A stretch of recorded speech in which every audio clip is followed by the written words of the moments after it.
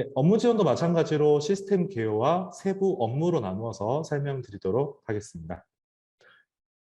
네, 업무 지원의 서비스 개요를 말씀드리면 공문 게시 그리고 공문설비 예약, 내부 메일 등에 대한 처리를 지원하기 위해서 진행을 하고 있고요.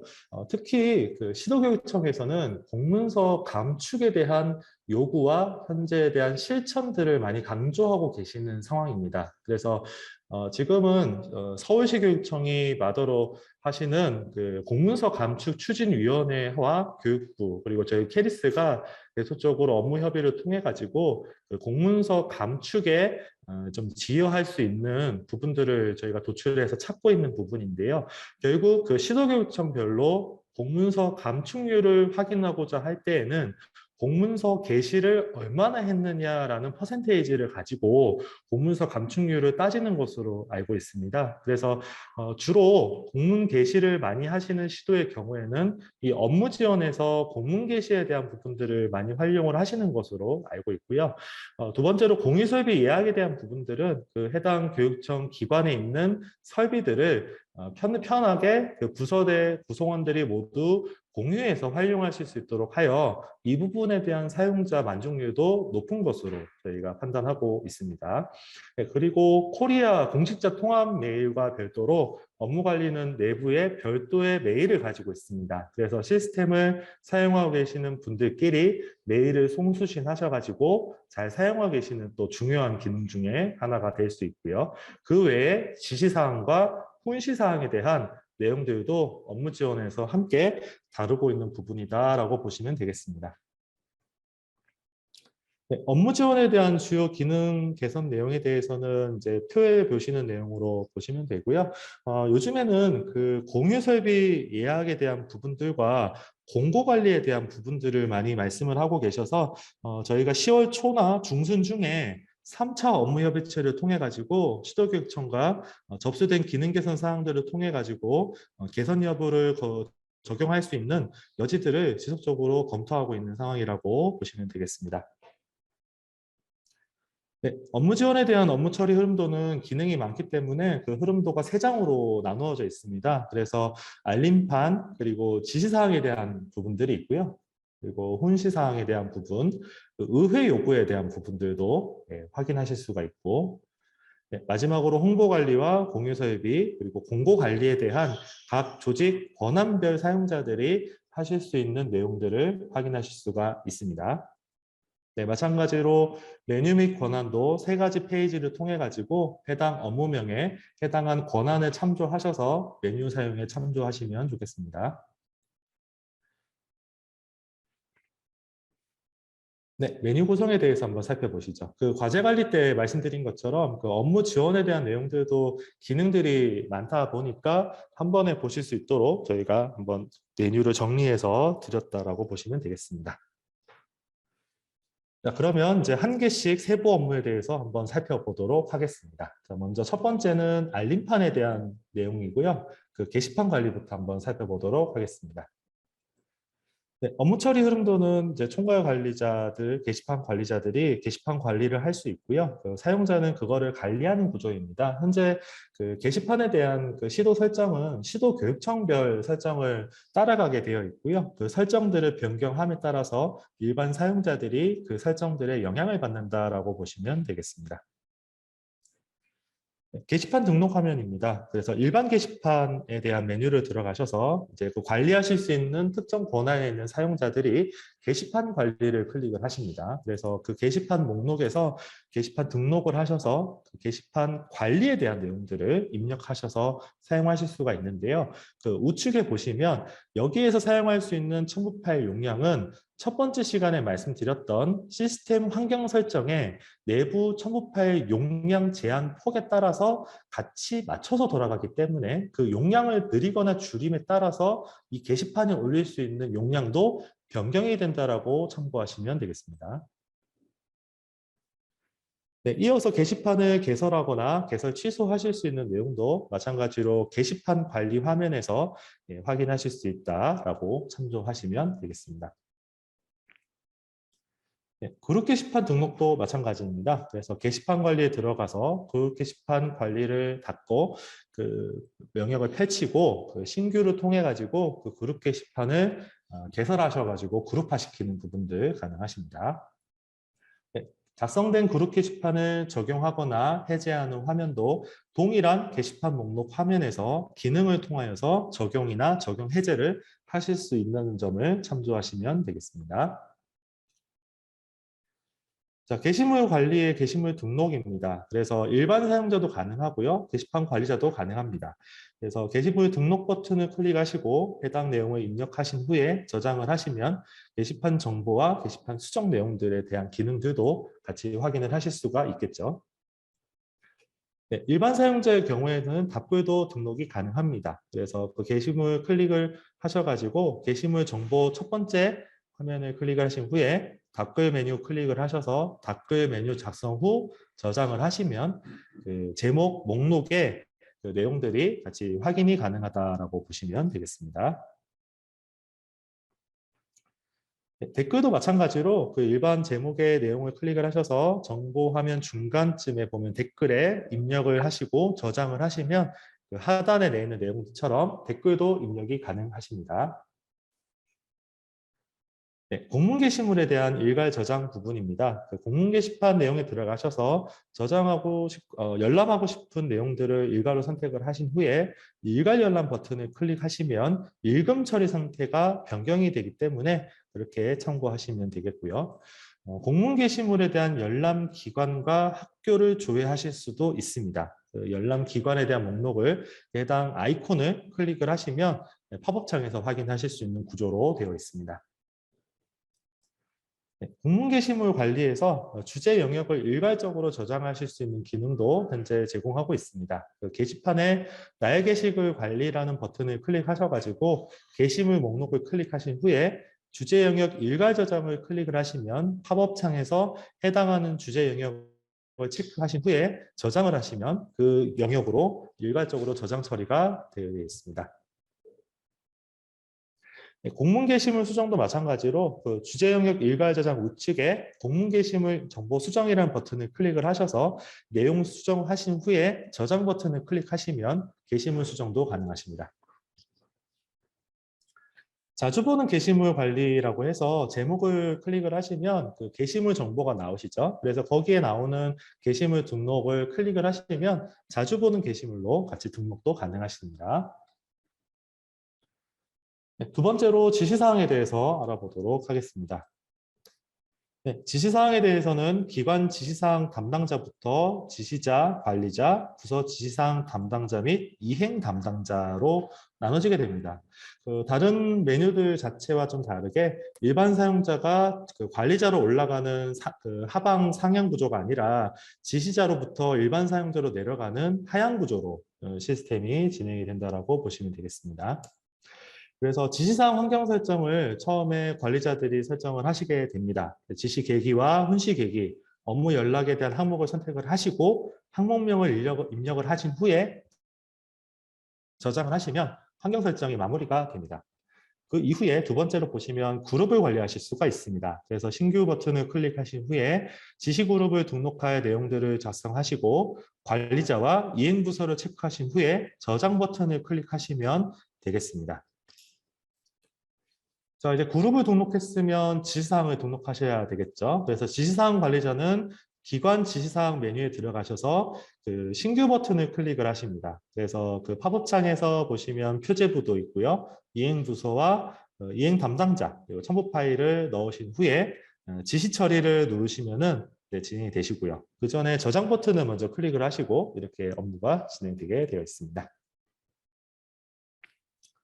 네, 이행 담당자 지정도 부서 지시사항에 부서 지시사항 담당자가 카드를 클릭을 하신 후에 그 담당자 추가 버튼을 클릭을 하십니다. 그러면 팝업창에 뜨면서 조직도에 해당하는 조직도 사용자를 선택하신 후에 확인 버튼을 누르시고 저장 후에 지시 처리를 하게 되면 각 부서에 그 이행 담당자를 지정을 하시는 그 과정이 마무리가 되게 되겠습니다. 자, 그러면 이행을 하는 일반 사용자가 이 지시사항을 처리하는 장이 7장으로 지금 구성이 되어 있습니다. 먼저 지시사항이 들어왔으니까 접수를 하셔야 되겠죠. 지시 목록에 들어가셔가지고 내용을 클릭하신 후에 지시 접수 버튼을 클릭을 하십니다. 네, 그러면 이제 팝업창이 나오게 되면서 지시사항을 이해한 그 내용들도 실적 작성을 하시게 되겠죠. 추진 계획도 하시고 문제점 대책도 하시고 업무 연락에 대한 부분도 작성을 하시고 네, 마무리를 하시게 되겠습니다. 네, 하단에 보면 실적 소급 등록에 대한 부분들도 있죠. 실적 소급 등록은 문서와 메모, 일지 조회를 통해서 실적 소급 등록이 가능하십니다. 네, 그 다음에 이어서 문서 작성, 메모 보고, 일지 작성, 작성, 직접 등록을 통해서 마찬가지로 실적을 등록하실 수 있는 내용도 제공을 하고 있습니다. 자, 작성을 했으면 그 지시사항에 대해서 연장을 하거나 종료를 하실 수도 있습니다. 그래서 지시 목록에 들어가셔가지고 제목을 클릭하셔서 연장 혹은 종료 요청을 누르시면 해당 팝업창에서 해당하는 사유와 저장 버튼을 클릭을 하셔서 내용을 작성하실 수가 있겠죠. 그 다음에 그 지시사항 카드에 들어와서 이제 종료 요청과 종료되기 요청과 연장 요청을 받았을 때 그 협조를 하게 되는 경우에는 종료 요청과 종료되기 요청과 연장 요청에 대한 그 버튼을 클릭하셔가지고 여기에 대한 협조 내용을 작성하실 수가 있겠습니다. 마찬가지로 그 작성된 내용에 대해서 승인 혹은 반려를 하실 수 있는 기능을 제공을 하고 있죠. 기관과 부서의 지시사항 담당자는 해당 지시 목록의 내용들을 체크를 해서 지시사항 연장이나 종료 승인에 대한 부분들, 내용들을 확인을 하고 승인 혹은 반려를 하실 수가 있습니다. 자, 이렇게 처리된 내용들은 통계도 조회 가능하십니다. 그래서 기관 지시사항의 담당자들이 해당 지시사항 현황에 들어가셔가지고 내용들을 검색을 하셔서 현재 그 통계들을 확인을 하실 수가 있을 거고요. 마찬가지로 지시자별로 검색을 하고자 한다면 그 지시자를 선택을 하고 조회 버튼을 누르면 각 지시자별로 해당하는 내용 현황들을 확인하실 수가 있겠습니다. 네, 세 번째로 훈시사항에 대한 부분입니다. 아직 그 훈시사항에 대해서는 교육청에서는 활용하고 있지 않은 기능인데요. 한번 그 내용들은 간략하게 설명을 드리도록 하겠습니다. 네, 지시사항 관리자와 일반 사용자로 나뉘고요. 그 지시사항 관리자가 훈시사항을 등록을 하면 사용자는 조회하는 개념으로 진행하고 있습니다. 그래서 그 등록하는 화면에 대해서는 지시사항의 훈시사항 메뉴에 들어가셔서 등록하고자 하는 내용을 신규 버튼을 눌러서 클릭을 하시고 팝업창에서 내용 입력 후에 주관 부서 선택을 하십니다. 훈시사항을 주관할 부서를 조직도에서 체크하셔서 추가 후에 확인을 하시고 거기에 관련된 관련 부서까지 선택한 후에 저장 버튼을 클릭하게 되면 훈시사항 작성이 완료가 됩니다. 네 번째로 의회 요구에 대해서 말씀드리도록 하겠습니다. 네, 의회 요구에 대해서는 의회 담당자, 부서 의회 담당자, 일반 사용자로 나눌 수가 있고요. 그 교육청의 의회 담당자가 기본적인 의원 관리와 요구 등록 그렇게 하시면 부서에 있는 의회 담당자가 그 담당자를 지정을 하여 사용자가 답변 등록을 하면 그것들이 제출되어 승인 반려되는 프로세스로 처리되고 있습니다. 의원관리에서는 이제 그 의회 담당자가 해당하는 그 메뉴에 가셔가지고 그 의원 추가에 대한 버튼을 클릭을 하셔서 의원을 추가하거나 삭제하실 수 있는 기능을 제공하고 있고요. 다음 장에 보시면 의회 요구도 등록을 하실 수가 있습니다. 네, 의회 요구 메뉴에 들어가셔서 신규 버튼을 클릭을 하시면 의회 요구 수정이라는 내용들 신규 버튼 누르시면 나오는 내용들을 쭉 작성을 하셔가지고 저장을 마무리하시면 그 요구가 등록이 되게 됩니다. 네, 사후 조치 메뉴에서도 마찬가지로 의회 담당자가 그 신규 버튼을 클릭하여 팝업창을 호출하고 그 기본적인 정보를 입력을 하신 뒤에 저장 버튼을 눌러서 확인을 하시면 되겠습니다.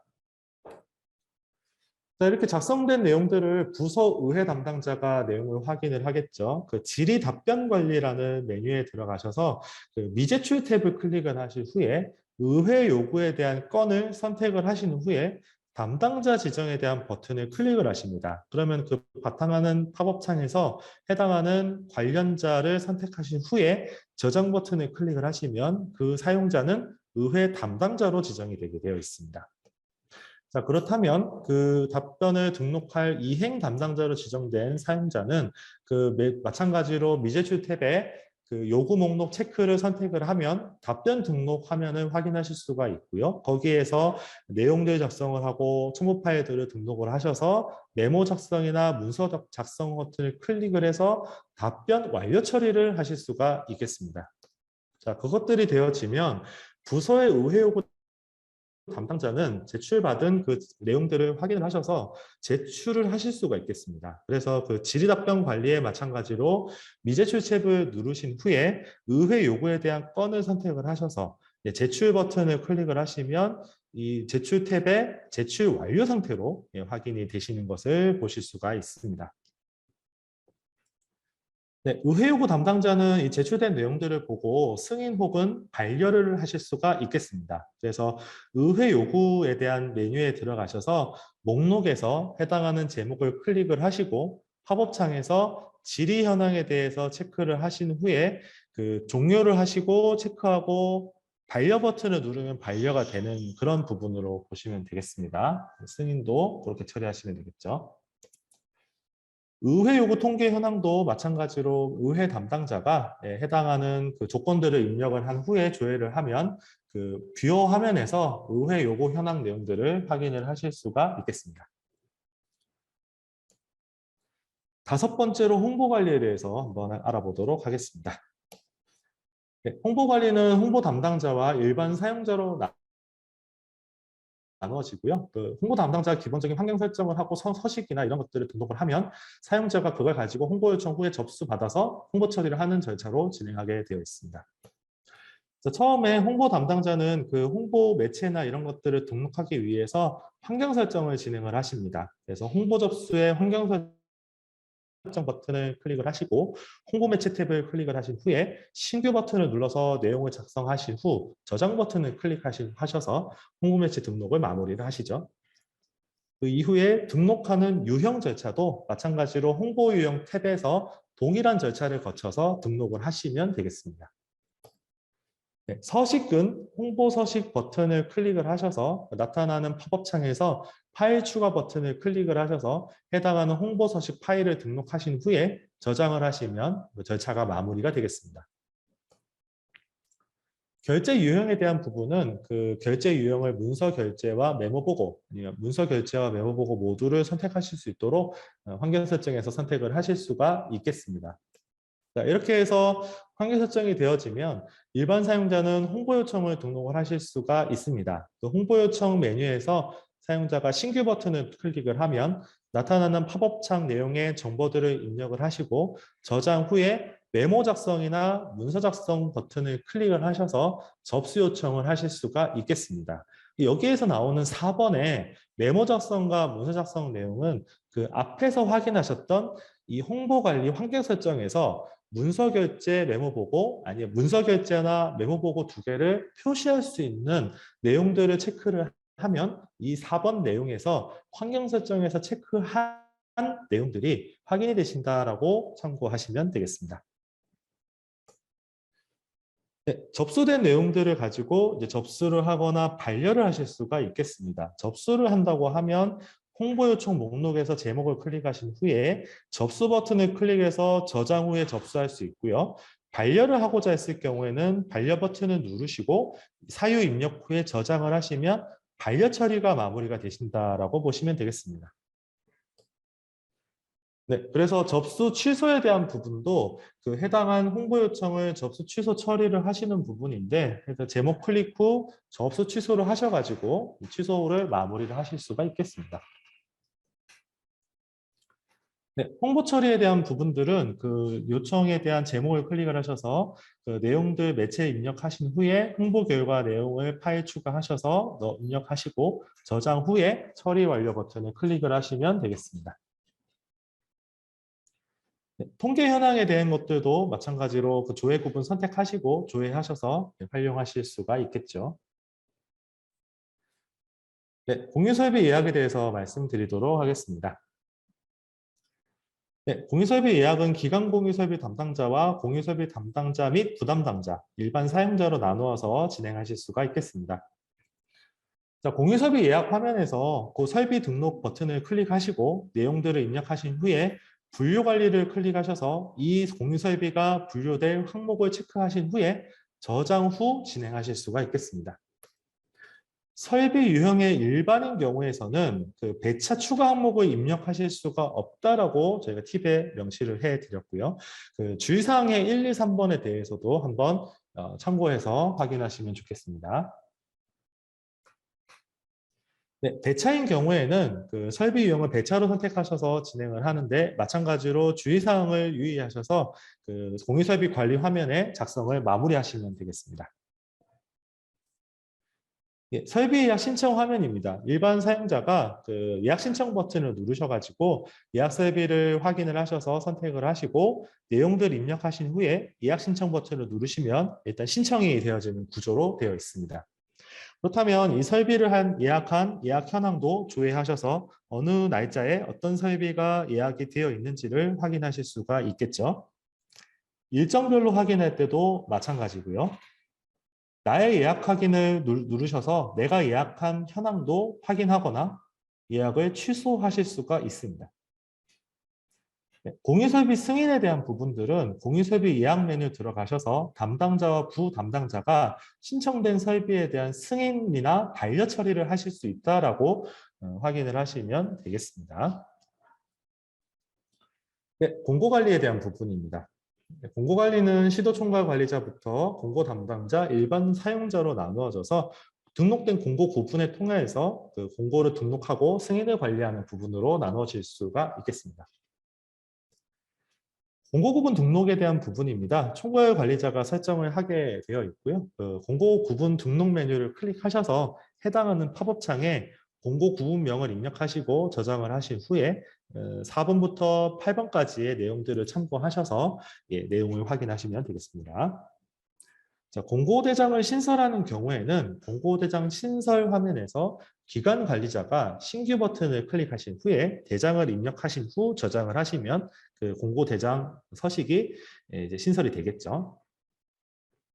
공고 등록도 마찬가지입니다. 공고 등록 대장에서 일반 사용자가 이제 공고 등록을 신청하고자 하는 경우에는 신규 버튼을 눌러서 팝업에 있는 내용들을 확인하신 후 저장 후 승인 요청 버튼을 클릭을 하시면 되겠습니다. 근데 여기에 대한 그 자동 승인 공고에 대한 부분인데요. 그 체번될 공고 번호가 보여지는데 이력조회 버튼을 통해서 체번 흔적이 있는 번호를 소급해서 체번할 수 있다라고 저희가 같이 팁에 넣어드렸습니다. 네, 공고 승인 관리에 대해서 그 신청된 공고를 승인할 수 있는 승인자 권한을 가진 사용자가 승인을 승인하거나 반려하실 수 있는 기능을 확인하실 수가 있겠습니다. 네, 여기까지 해서 그 업무 지원에 대한 부분들 한번 살펴봤고요. 그리고 내부 메일과 이 부분은 간단하게 말씀드리도록 하겠습니다. 네. 네, 내부 메일에 대한 부분입니다.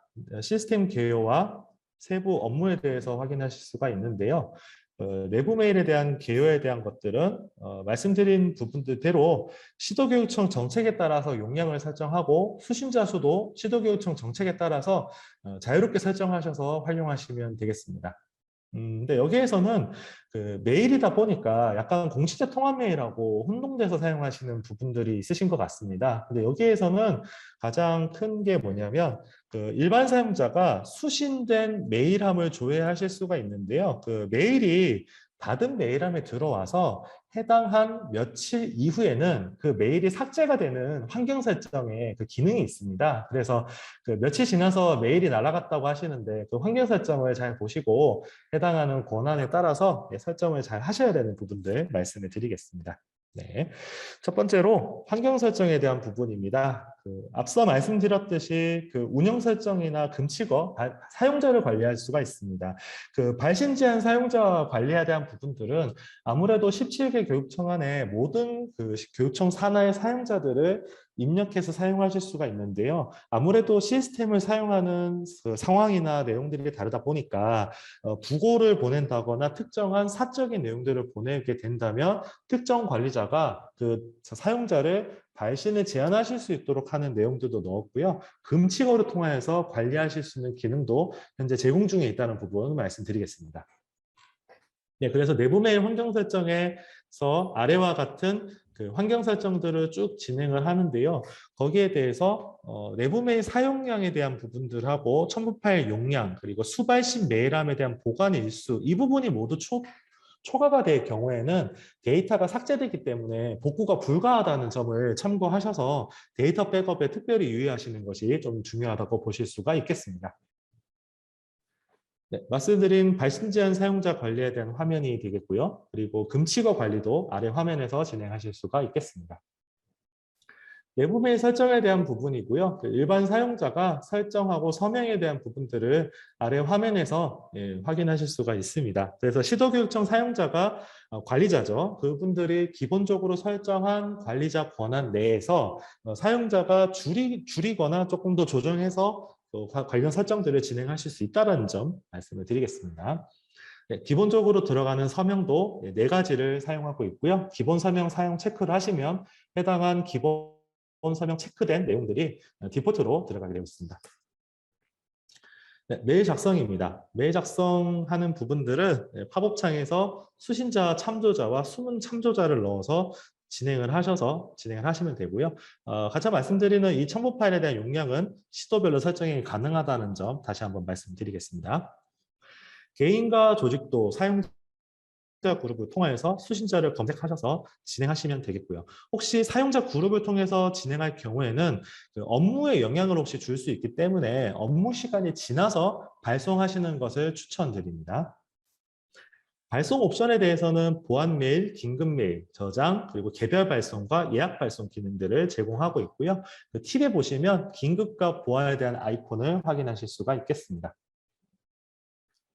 수신자 일괄 추가에 대한 부분들은 이제 서식을 다운받아가지고 열기를 하시면 되고요. 발송할 때 혹시 보안 메일이 걸려 있으면 이렇게 인증서 확인창이 뜨게 되고 개인 인증을 한 후에 내용을 확인하실 수가 있다는 점을 말씀을 드리겠습니다.